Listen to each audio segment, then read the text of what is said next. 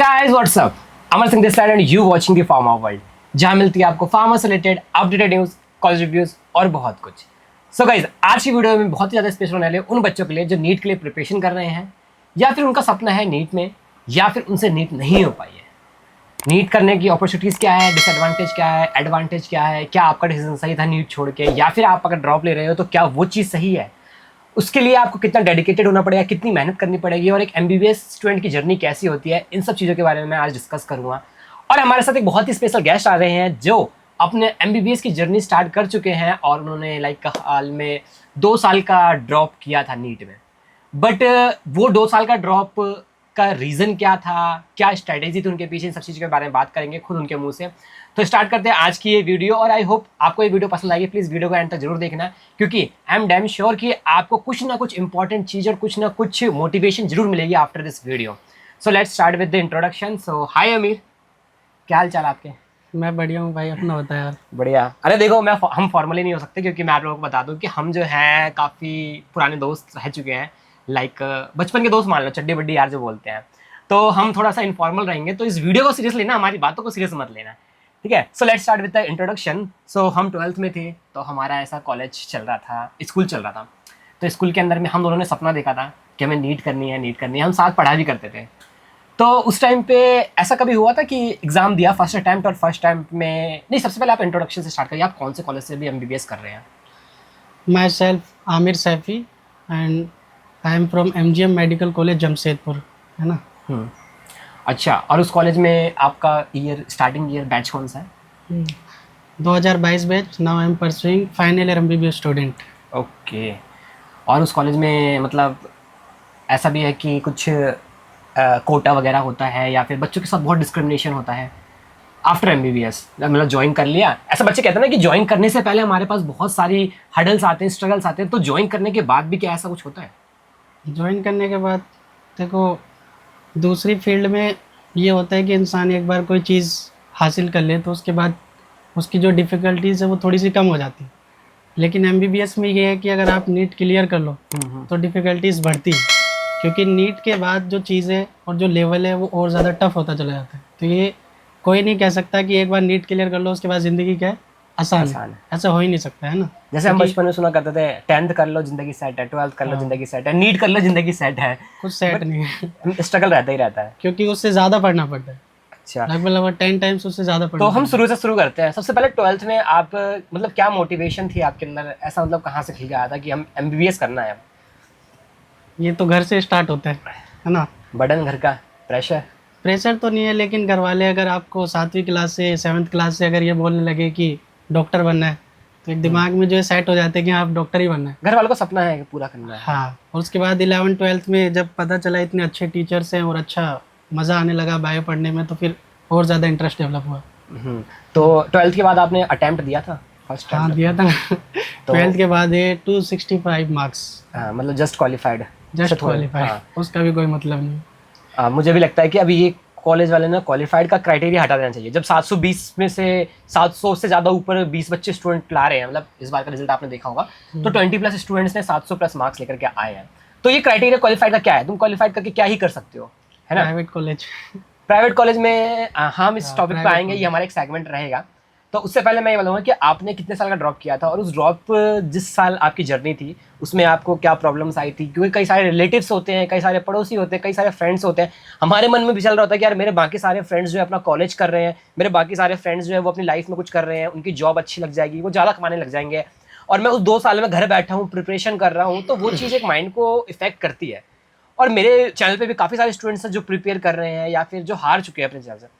तो आप बता सकते हैं कि आपके उस फेज में वो 2 साल की जर्नी किस मुश्किल से कटी थी, आपने कैसे काटा था वो टाइम? जैसे कि हम जानते हैं, अपन दोनों ने 12th साथ में किया है ना। बिल्कुल। हम लोग के ऊपर कोई बंदा नहीं था या कोई ऐसा नहीं था जो बता सके कि 11th-12th से आपको पढ़ाई करनी है, नीट करना है, जेई करना है, कोई कॉम्पिटिटिव एग्जाम देना है। अपन उतने मैच्योर ही नहीं थे। बिल्कुल। हम लोग तो 12th तक बस ये थी कि हम लोग को 12th पास करना है। 12th पास करने के बाद समझ में आया कि ये चीज़ें भी करनी है। हाँ, नीट एग्ज़ाम देना है, उसके बाद ये करना है, वो करना है ना। तो मुझे लगता है कि 12th तक हम ब्लैंक पेपर थे, हमें 12th तक कुछ नहीं पता था कि हम लोग को वो देना है। और जैसे ही एक ब्लैंक पेपर 12th देने के बाद नीट में बैठता है तो 200, 250, 300, 400 नंबर लाता है, उससे ज़्यादा ला ही नहीं सकता है ना।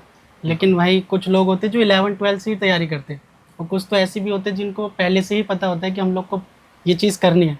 तो मुझे लगता है हम लोग 2-3 स्टेप पहले ही पीछे थे, है ना, इसलिए हम लोग को ज़्यादा ड्रॉप लगे है ना। फर्स्ट टाइम 265 2019 में हम लोगों ने 12 पास किया था, है ना। उसके बाद 2020 में फिर एग्ज़ाम दिया तो फिर 568, है ना। फिर 2021 में दिया 594, है ना, लेकिन कट ऑफ गई 595, तो एक मार्क्स से वहाँ भी रह गए ना, तब बहुत बुरा लगा। फिर फाइनली 2022 में है ना 22 बैच में जो है हम शामिल हुए, उसमें 607 मार्क्स आए और एक गवर्नमेंट मेडिकल कॉलेज मिला। फिर हमने जो अपनी जर्नी स्टार्ट की। तो फिर काफ़ी सारे बच्चे ऐसा करते हैं कि हम सेल्फ स्टडी करें या कोचिंग ले। लाइक काफ़ी सारे बच्चे हैं आकाश में जा रहे हैं, एलन में जा रहे हैं। लाइक मैं बड़े बड़े इंस्टीट्यूट हैं उनका नाम नहीं ले रहा हूँ, बट आई होप आप लोग समझ रहे होंगे मैं किसकी बात कर रहा हूँ। तो इंस्टीट्यूट में जा रहे हैं कि अब तो हमारा हो ही जाएगा, हमने 1.5 लाख फीस दी है, हमने 2 लाख फीस दी है, हम प्रीमियम बच्चे हैं, हम प्रीमियम बैच में पढ़ रहे हैं, तो हम तो 700 नंबर लेकर के आ जाएंगे। कुछ बच्चे हैं जो घर पे पढ़ रहे हैं, सेल्फ स्टडी कर रहे हैं, यूट्यूब पे पढ़ रहे हैं, अपना कंटेंट, बायोलॉजी की बुक 10 बार पढ़ चुके हैं अपना 12th की। तो फिर वो चीज़ में डिफरेंस आता है कि वो कर लेते हैं कोचिंग वाले, या सेल्फ स्टडी से नहीं हो पाता है? मुझे लगता है ये पर्सन टू पर्सन या स्टूडेंट टू स्टूडेंट वेरी करता है। ये डिपेंड करता है कि वो स्टूडेंट कैसा है ना। क्योंकि मुझे लगता है कि मैंने जहाँ तक है मेरे टाइम पे ना मैंने आइलैंड ज्वाइन किया था, ना आकाश ज्वाइन किया था, और यहाँ तक कि हमारे टाइम पे तो जो PW का आजकल ऑनलाइन कोर्स चल रहा है ना, फिजिक्स वाला, हाँ फिजिक्स वाला का जो ऑनलाइन कोर्स चल रहा है कि वो साल का एक कोर्स ले लो, 2 साल का एक कोर्स ले लो, हमारे टाइम पे वो भी नहीं आया था। हाँ, लेकिन अलग पांडे सर जो फिजिक्स वाला थे वो यूट्यूब पे उनके लेक्चर्स थे, है ना। या हमने 12th में फिजिक्स भी शायद उन्हीं से पढ़ी थी। हाँ, हमारे टाइम पे मतलब यूट्यूब था। मुझे लगता है यूट्यूब के अलावा कोई अदर सोर्स नहीं था, जैसे अब ऑनलाइन बैचेस होते हैं, वो हमारे टाइम पे नहीं था। मेरे को लगता है हमारे बैच के बाद ही वो जो है 2022 के बाद स्टार्ट हुआ है। तो हम तो यूट्यूब वाले हैं ना, तो हमने तो ऑनलाइन स्टडी की, जैसे बायोमेंटर से बायोलॉजी पढ़ ली, है ना, यूट्यूब पे। PW से अलग पांडे सर से फिजिक्स पढ़ ली, ऐसी केमिस्ट्री किसी और से पढ़ ली, है ना, केमिस्ट्री BYS चैनल से पढ़ ली, कोटा का एक चैनल है यूट्यूब पे, है ना। तो हमारे टाइम पे यानी कि मुझे लगता था कि मैं ऑफलाइन अगर कोई ज्वाइन करूँगा, जैसे आकाश हो गया, एलन कर गया, तो पैसा मैटर नहीं करता इस चीज़ में। लेकिन मुझे ऐसा लगता था कि मैं उतना टाइम उस चीज़ को नहीं दे पाऊँगा, तो ये मेरी पर्सनैलिटी थी। लेकिन किसी और पे वो चीज़ वेरी कर सकती है। किसी को लगता है कि मैं ऑफलाइन ज़्यादा ग्रैब कर पाऊँगा, ऑनलाइन में वो चीज़ें या क्वेश्चन या फिर जो मेरे डाउट्स होंगे वो सॉल्व नहीं कर पाऊँगा, तो उसके लिए ऑफलाइन बेस्ट है। तो मुझे लगता है ये जो ऑफलाइन, ऑनलाइन और यूट्यूब, ये सब जो क्वेश्चन है, ये पर्सन टू पर्सन या स्टूडेंट टू स्टूडेंट वेरी करता है। कोई स्टूडेंट सेल्फ स्टडी में ज़्यादा निखर सकता है, तो कोई स्टूडेंट सेल्फ स्टडी में निखर नहीं सकता है, तो उसको ऑफलाइन की ज़रूरत पड़ती है। बट सेल्फ स्टडी मैंडेटरी है। लेकिन सेल्फ स्टडी मैंडेटरी है। अब ये नहीं है कि कोई कोचिंग जा रहा है, कोचिंग जाने के बाद पूरी तरह उसी पे डिपेंडेंट हो जाए और वो चीज़ या उस कंटेंट को घर पे आके ना पढ़े या सेल्फ ना पढ़े, तो वो बर्बाद है।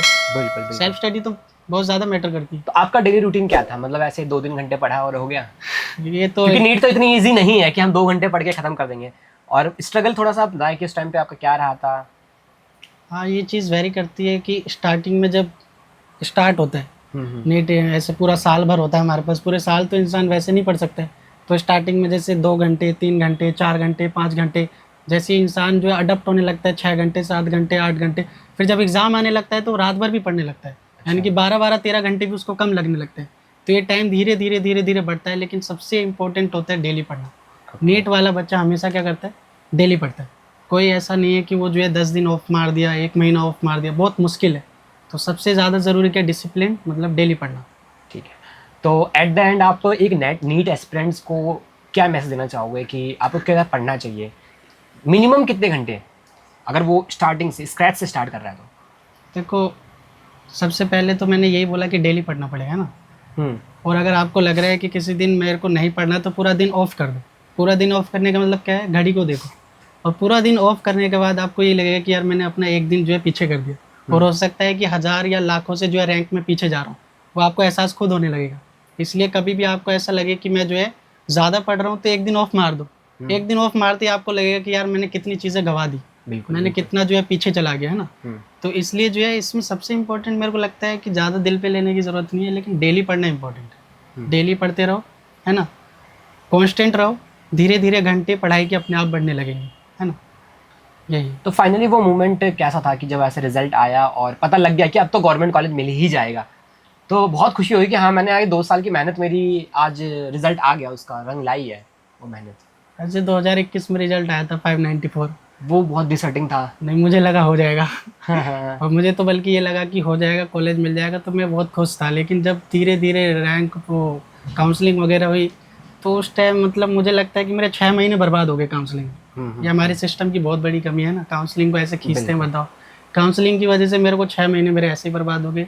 तो सच बताऊँ, लिटरली यार इंसान रोने जैसा हो जाता है। एकदम रोने का मन किया कि मतलब 1 मार्क्स से मैं रह गया।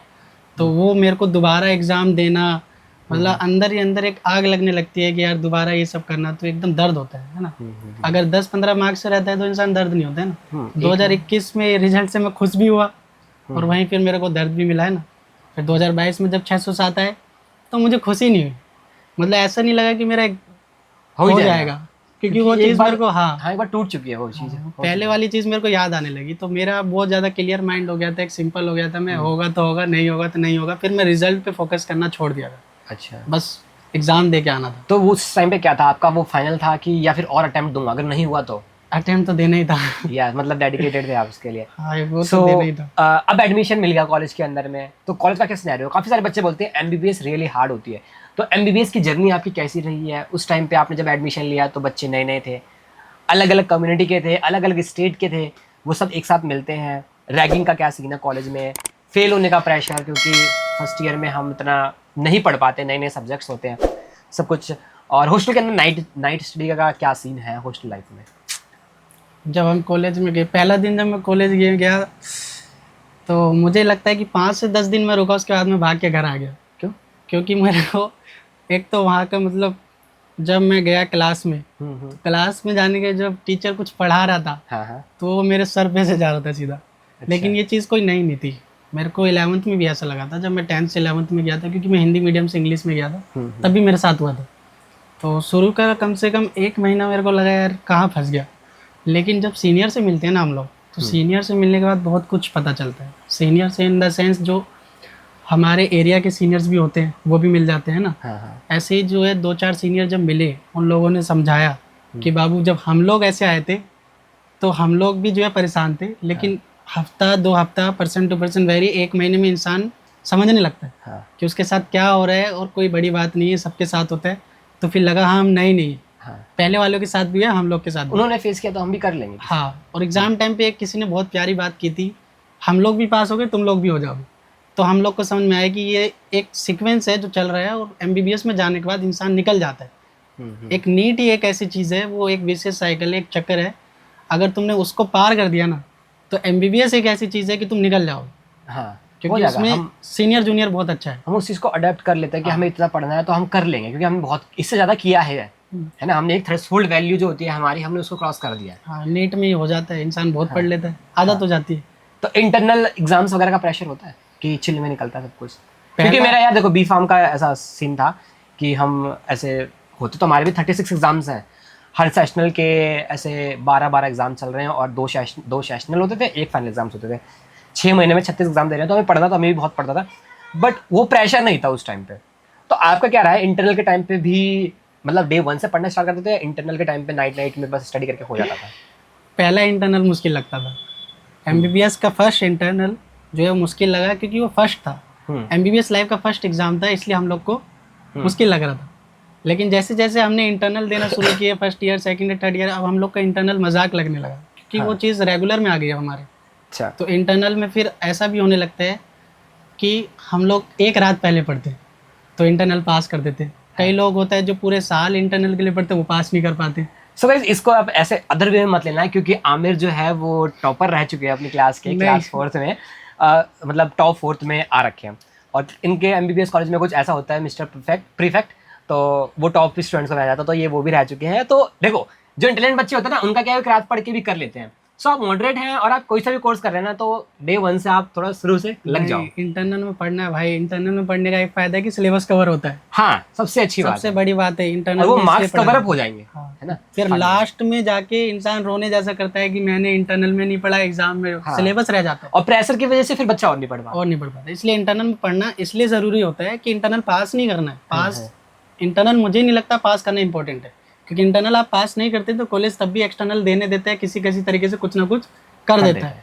लेकिन इंटरनल पढ़ने से सिलेबस कवर हो जाता है और तुम्हारा जो है बर्डन बहुत कम हो जाएगा। फाइनल में तुम बहुत आसानी से पढ़ पाओगे। हाँ, इसलिए मैं भी internal यही point- बोलता हूँ अपने बच्चों को कि प्लीज़ आप इंटरनल के लिए प्रिपरेशन करो। मैं पढ़ता हूँ भाई, सिलेबस पूरा करना है। और हॉस्टल लाइफ कैसी होती है? लाइक ऐसा है एमबीबीएस ले रखी है तो हमें रात रात भर जग के पढ़ना है, या फिर रात रात भर जाकर के मस्ती करना है बाकी सब कॉलेजेस में मैं देखे। तो ये दो कंपैरिजन क्या है? किस चीज़ को मिथ बोलेंगे, किसी चीज़ को फैक्ट बोलेंगे? एमबीबीएस वाले के लिए दोनों है। दोनों किस लिए? अगर एग्ज़ाम नहीं है तो रात में यार पढ़ने का तो बहुत कम मन करेगा। अगर एग्ज़ाम नहीं है तो फिर इंसान सोचेगा चलो बाइक उठाते हैं या कार उठाते हैं और साइड से निकल लेते हैं ना।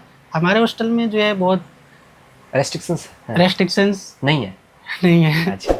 या होंगे भी तो हम लोग बहुत कूल स्टूडेंट्स हैं, हम लोग बहुत चिल स्टूडेंट्स एक्चुअली हैं। क्योंकि स्ट्रेस एंजाइटी ये सब कुछ हमें कॉलेज दे ही रहा है, तो हॉस्टल जो है वो सब रिलीव करेगा ना। हॉस्टल में बहुत मज़ा आता है। Hostel is very Suhana. Hostel बहुत प्यारा है। हाँ, hostel वही में है बहुत जो मज़ा आता है। फैमिली बना करके हमें रहते हैं, एनवायरनमेंट देते हैं फैमिली सब जैसा। कुछ होता है हॉस्टल में। तो रात में अगर हम लोग को देखो, जमशेदपुर जहाँ मैं रहता हूँ बहुत प्यारी सिटी है, इतना प्यारा शहर है, इतना प्यारा शहर है। अगर आप बाइक निकाल के जो है रात में 2-3 बजे निकल जाओ तो आपको बहुत अच्छा लगेगा। इसका ये मतलब नहीं है कि रात में ही जाना है, लेकिन हम लोग का एमबीबीएस में जाने के बाद इंसान जो है बहुत ज़्यादा रेस्ट्रिक्शन से कम हो जाता है। वो इंसान जो है अपनी मतलब खुद चाहे तो कुछ भी कर सकता है। तो हम लोग पढ़ाई भी करते हैं और जब हम लोग को लगता है कि अब बहुत ज़्यादा स्ट्रेस हो रहा है, अब नहीं पढ़ पाएंगे, तो हम लोग सीधा बाइक उठाते हैं और थोड़ा सा बाहर घूम के आ जाते हैं। हॉस्पिटल के सामने चले गए, वहाँ पे चाय वगैरह मिलती है ना, तो उससे क्या हम लोग का स्ट्रेस रिलीफ भी हो जाता है और हम चिल भी कर लेते हैं और वापस आ जाते हैं। हाँ, जबरदस्ती कर रहे हैं तो फिर वो माइंड में घुसेगा ही ना, वो चीज़ें होगी नहीं है। और ऐसा मैंने सुना है कि काफ़ी सारे स्टूडेंट्स एमबीबीएस के बाद सुसाइड करते हैं, तो उसके ऊपर आपका क्या पॉइंट ऑफ व्यू है? क्योंकि एक पीजी का स्टूडेंट था अभी हमारे एलएनजेपी मौलाना आज़ाद मेडिकल कॉलेज, आपने सुना होगा दिल्ली में, पिछले साल की बात है। तो उन्होंने यार पूरी नीट हो गई उनकी, एमबीबीएस 4 साल के हो गए, पीजी नीट यूजी भी कर लिया उन्होंने, फिर उनका सुसाइड करने का मोटिव क्या? ये बोल सकते हैं कि पढ़ाई होगा, प्रेशर होगा पढ़ाई का, या कोई एक्सटर्नल चीज़ें हो सकती है? देखो, ये कॉलेज टू कॉलेज या हॉस्पिटल टू हॉस्पिटल वेरी करता है, लेकिन मुझे लगता है कि इंडिया के सारे कॉलेज में ये चीज़ है कि ज़्यादा काम कराया जाता है। ज़्यादा काम इन द सेंस मतलब कि एक इंसान, पीजी की सीट्स बहुत कम है। पीजी की सीट्स बहुत कम है। सीट्स तो एमबीबीएस की भी कम है, लेकिन पीजी की सीट बहुत ज़्यादा कम है। एक हॉस्पिटल में, एक डिपार्टमेंट में 2 या 3 पीजी है, उसमें से भी एक पीजी एक संभाल रहा है। तो 36 घंटे ड्यूटी करना, इतना ज़्यादा प्रेशर झेलना, ऊपर से पेशेंट्स हर तरह के नहीं आते, किस किस तरह का पेशेंट को झेलना है ना, ऊपर से जो ऊपर वाले सीनियर्स है ना। तो कभी कभी क्या होता है, हर बच्चा वो चीज़ नहीं झेल पाता है। बिल्कुल। जो झेल जाता है वो अलग बात है, लेकिन कोई कोई नहीं झेल पाता है। अब जो नहीं झेल पाता है और उसके आसपास सिर्फ और सिर्फ वही चीज़ें उसको बाउंड करके रखी हुई, कोई नई चीज़ नहीं है। जैसे मैंने बोला, हम लोग बाहर जाते हैं, हम लोग सीनियर से बात करते हैं, हम लोग जूनियर से इंटरेक्ट करते हैं, हम लोग दोस्तों से बात करते हैं, हम लोग घर पे बात करते हैं। लेकिन अगर कोई बच्चा ये सब सारी चीज़ें छोड़ के सिर्फ उसी के अंदर बाउंडेड है, सिर्फ वो स्ट्रेस स्ट्रेस स्ट्रेस, काम काम काम, लेकिन उसके अलावा वो दूसरी चीज़ों को नहीं देख पा रहा है या नहीं कर पा रहा है, तो उसको लगेगा कि मेरी यही ज़िंदगी है और मैं ये चीज़ नहीं झेल पा रहा हूँ। और वो किसी से बात नहीं कर रहा है। अगर वो किसी से बात कर लेता, अगर किसी सीनियर से वो बात कर लेता, तो मुझे नहीं लगता कि ऐसा कोई स्टेप किसी को लेने की ज़रूरत पड़ती। बिल्कुल। ये जो नहीं बात करता है वो ले लेता है। क्योंकि बात करने से ही बात बनती है। बात करने से बात बनती है। और ऐसा क्या है आपका, जैसे फर्स्ट क्लिनिकल एक्सपोजर, हर किसी का सपना होता है कि मैं पेशेंट के साथ डायरेक्ट मिलूंगा।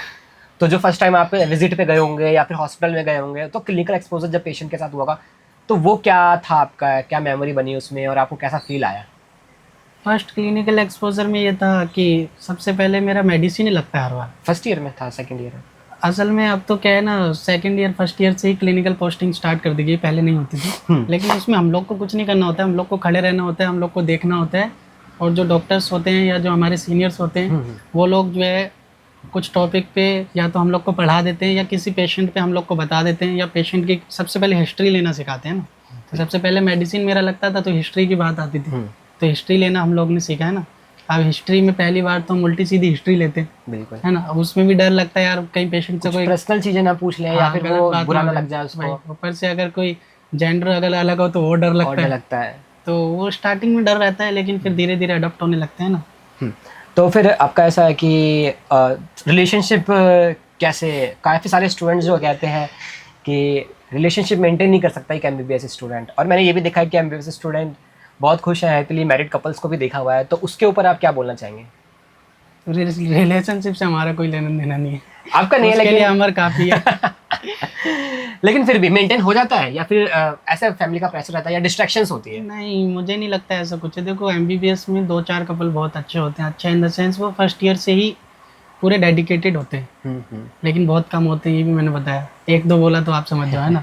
तो डेडिकेशन जो है एमबीबीएस में मुझे लगता है बहुत कम है, लेकिन है तो 1-2 है, और वो अच्छा खासा चलता है, उनको देख के अच्छा भी लगता है। बिल्कुल। लेकिन जब टूटता है तो और ज़्यादा अच्छा लगता है। क्योंकि दोनों एक दूसरे को मोटिवेट कर रहे हैं ना कि तू पढ़, मैं पढ़ रही हूँ, या मैं पढ़ रहा हूँ तू पढ़, ऐसे दोनों मोटिवेट करते हैं एक दूसरे को। तो प्लस पॉइंट भी है उसका, क्योंकि मुझे उसके लिए पढ़ना है, मुझे उसके सामने नंबर लाने हैं, उसके सामने इमेज बनानी है।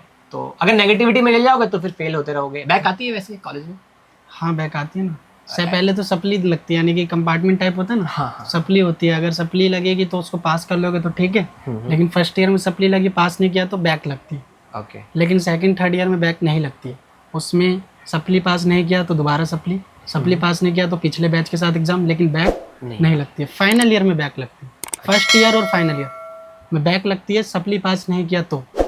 अभी आप ऐसे 4th ईयर में जा रहे हैं, तो अब तक का आपका जो एक्सपीरियंस रहा है 3 साल का, तो सबसे टफेस्ट ईयर कौन सा रहा है ऐसे चैलेंजिंग कि यार ये ईयर बस निकल जाए मेरा किसी तरह? सेकंड ईयर के सब्जेक्ट बहुत प्यारे हैं, पैथोलॉजी, माइक्रोबायोलॉजी और फार्माकोलॉजी। भाई सब ऐसे सब्जेक्ट है, उसको अगर 10 बार भी पढ़ लोगे ना तो ऐसा लगेगा कि एक बार और पढ़ना है। और ये जो सब्जेक्ट के नाम बता रहे हैं ना, फार्माकोलॉजी, पैथोलॉजी और माइक्रोबायोलॉजी, ये हमारे फार्मेसी में भी कराया जाता है 3rd 4th सेमेस्टर में। और इसका चैलेंज हम जान सकते हैं, बट आपको जो है थोड़ा हाई लेवल पे किया जाता है, हमें बेसिक्स पे रखा जाता है।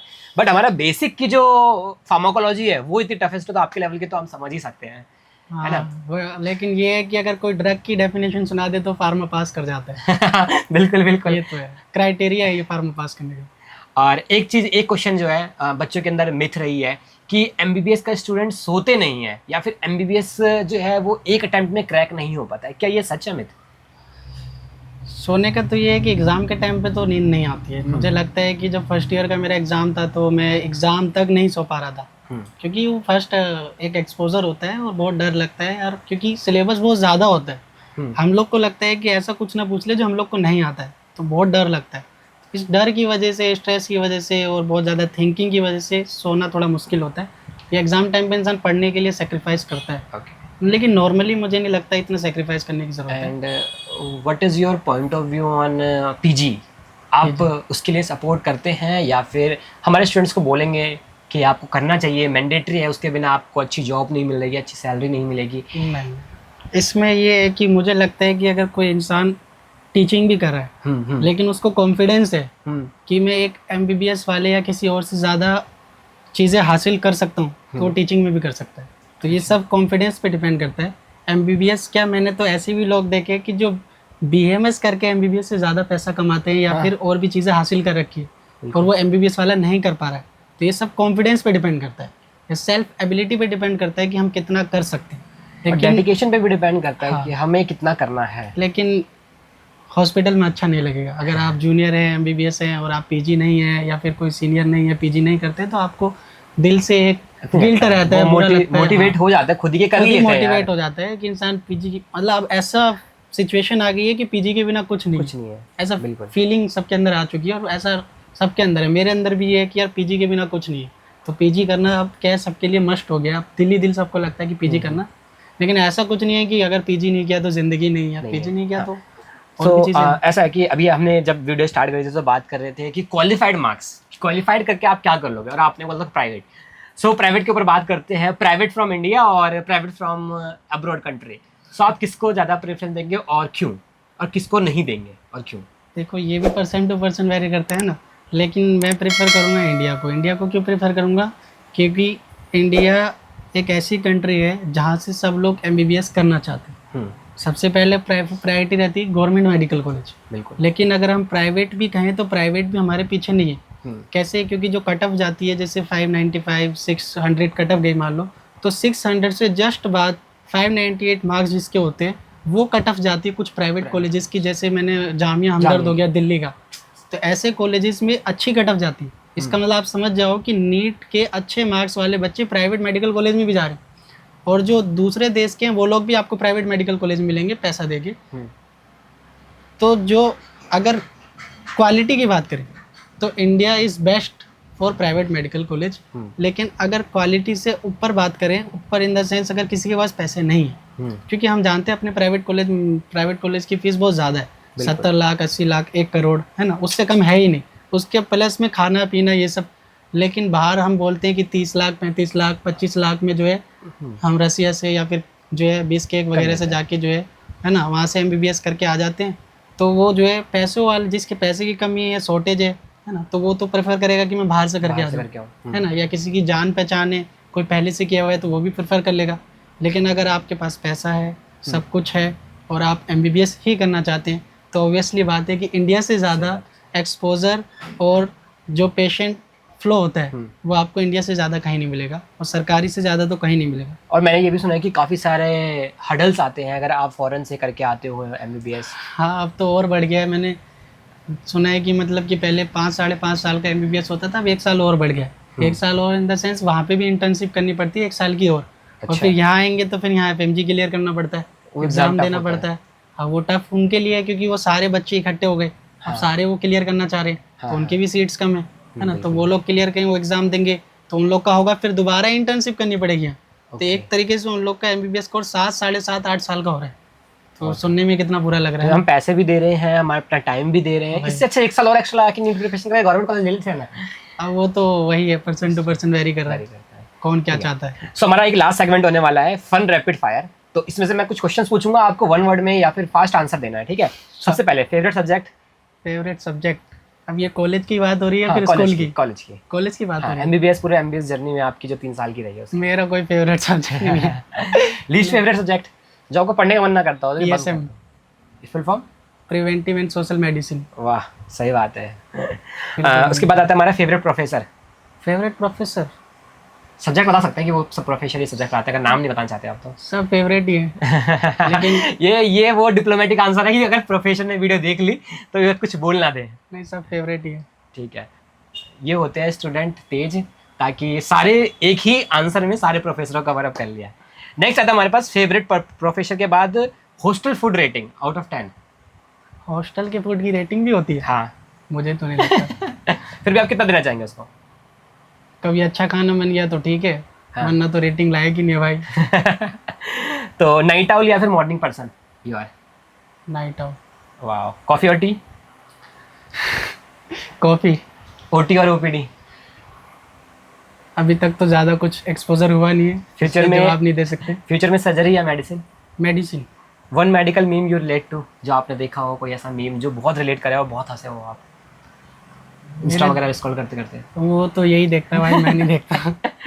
कोई आपकी ड्रीम स्पेशलिटी कि आप मुझे इसमें स्पेशलिटी करनी है? लाइक हम न्यूरो सर्जन की बात कर रहे थे कल, तो आपने कभी ऐसा सोचा है कि यार मुझे स्पेशलिटी इसमें करनी है, गायनी में करनी है? नहीं, मेरे को मेडिसिन में ही घुसना है। मेडिसिन में देखते हैं किस में जाएंगे, लेकिन मैंने ये देखा है कि मेडिसिन में दिमाग बहुत लगाना पड़ता है और दिमाग लगाने में मज़ा आएगा, इसलिए कोशिश करेंगे। एट द एंड मैं एक वर्डिक्ट के साथ इस वीडियो को खत्म करना चाहूँगा। तो उस वर्डिक्ट में मुझे आपका कुछ जवाब चाहिए होगा कि अगर एक स्टूडेंट नीट 2 साल से क्वालिफाई कर रहा है ऑनली, लाइक 200 200 300 400 नंबर आ रहे हैं, सो क्या उसको और अटेम्प्ट देना चाहिए या फिर उसको किसी और कोर्स में एडमिशन लेना चाहिए, like BDS, BMS, BHMS, BPT, B pharma, nursing, या फिर उसको और ज़्यादा मेहनत करके अपने लक को आजमाना चाहिए 1-2 साल और? ये बहुत ज़्यादा कॉम्प्लिकेटेड सवाल है, क्योंकि ये भी मुझे लगता है पर्सन टू पर्सन वेरी करता है। अगर मेरे जैसा इंसान है जिसको सिर्फ नीट ही क्लियर करना है, तो चाहे 200 मार्क्स आए 300 मार्क्स आए, वो नहीं छोड़ेगा। लेकिन मुझे लगता है कि एक सिर्फ MBBS पे दुनिया सीमित नहीं है या फिर लिमिटेड नहीं है, बिल्कुल है ना। जो हम बिलीव करते हैं, जिस पे भी हम बिलीव करते हैं, उसने गॉड ने जो है बहुत सारी चीज़ें बना रखी हैं, तो उसके अलावा भी हमारे पास ऑप्शन है। तो हम उस ऑप्शन के साथ भी आगे परस्यूइंग कर सकते हैं। फॉर एग्जांपल BMS में आप एडमिशन ले लेते हैं, तो उसके बाद भी आप नीट का एग्ज़ाम दे सकते हैं। तो ये family to family, person to person vary करता है कि वो फैमिली उस चीज़ को अडेप्ट कर, मतलब उसको प्रोवाइड कर सकती है, नहीं कर सकती। अब कोई बच्चा है जो नहीं कर पा रहा है या उसकी फैमिली उतना सपोर्ट नहीं है, तो उसको और भी मतलब चीज़ें हैं वो कर सकता है। लेकिन किसी इंसान के पास सारी चीज़ें अवेलेबल है और उसको नीट ही देना है, तो फिर पीछे क्यों हटना? What about family pressure? Family pressure मुझे नहीं करनी भाई, मुझे B फार्मा करना है, मुझे BSc नर्सिंग करनी है, मुझे B.Tech में जाना है, फैमिली MBBS में बनना है, MBBS बनना है, MBBS बनना है। ऐसे फैमिली प्रेशर में कई लोग कर भी लेते हैं, लेकिन कई स्टूडेंट सुसाइड भी कर लेते हैं। मेरे पास आते हैं स्टूडेंट्स, कहते हैं कि भैया नहीं हो रहा, मैं हार चुका हूँ, मैं थक चुका हूँ। नीट का एग्जाम था, उससे एक दिन पहले ही मेरे पास काफी सारे मैसेज आए कि हमको देखो नहीं जाना कोई एग्जाम देने। अगर बहुत ज़्यादा छोटा बच्चा है तो उस पर प्रेशर बना जाए तो समझ 12th में पास आता कर ले तो है। छोटा तो नहीं होगा। हाँ वही मैं बोलना चाह रहा हूँ, लेकिन 12th पास करने के बाद इंसान को समझ में आता है कि मेरे लिए क्या सही है, मैं क्या गलत है ना। अगर मैं IITN बनना चाहता हूँ तो मैं डॉक्टर अच्छा नहीं बन सकता हूँ, मुझे ऐसा लगता है। बिल्कुल, ये चीज़ पेरेंट्स को भी समझनी चाहिए। यार तो समझनी चाहिए यार, तो समझाने वाला होना चाहिए। बिल्कुल, स्टूडेंट्स को अपनी बात खुल के करनी चाहिए जिसमें उनको इंटरेस्ट आ रहा है, और उनको थोड़ा बहुत पेरेंट्स को भी समझना चाहिए कि यार ये इतना प्रेशर क्यों कर रहे हैं, इनका भी सपना है, ये भी चाहते हैं कि रिलेटिव्स के साथ बोल पाएँ कि हमारा बेटा MBBS है या फिर हमारा बेटा नीट ने क्वालिफाई कर रखा है ना, ये चीज़ें हो जाती है। हम दोनों की तो मैथ भी अच्छी थी, भाई जा भी सकते अच्छी थे। थी। दोनों ही बराबर थी, बट किस्मत। ठीक है, सो बहुत ही अच्छा डिस्कशन रहा है, और आपकी इन बातों से मैं चाहता हूँ कि काफ़ी सारे बच्चे मोटिवेट होंगे, उनको कुछ ना कुछ सीखने को मिलेगा। सो गाइस, अगर आप लोगों को वीडियो अच्छी लगी हो तो प्लीज़ वीडियो को लाइक कर देना, चैनल को सब्सक्राइब कर देना, और हाँ, आपको और कौन सा क्वेश्चन जानना है, मैं आमिर के साथ डायरेक्ट कॉन्टैक्ट में रहता हूँ, और आपको MBBS या फिर नीट से रिलेटेड कुछ भी डाउट हो, कोई भी क्वेश्चन हो, अपना करियर काउंसलिंग करानी हो, तो आप डायरेक्ट मेरे को मैसेज कर सकते हैं, मेरे को DM कर सकते हैं, या फिर वीडियो के कमेंट में पूछ सकते हैं। हम दोनों के सोशल मीडिया हैंडल्स यहाँ पे लिखे हुए हैं, आप हम दोनों को फॉलो कर सकते हैं, हमसे मेरा बात भी कर सोशल सकते हैं। हैंडल है। बिल्कुल जी। आप फॉलो कर सकते हैं हम लोगों को, और अपने दिल की बात हमसे कर सकते हैं। सो बिल्कुल भी प्रेशर नहीं लेना, खुल के जीना है। मिलते हैं नेक्स्ट वीडियो में नए कंटेंट के साथ, तब तक के लिए bye bye, tata, take care, see you, bye guys. Follow कर देना यार।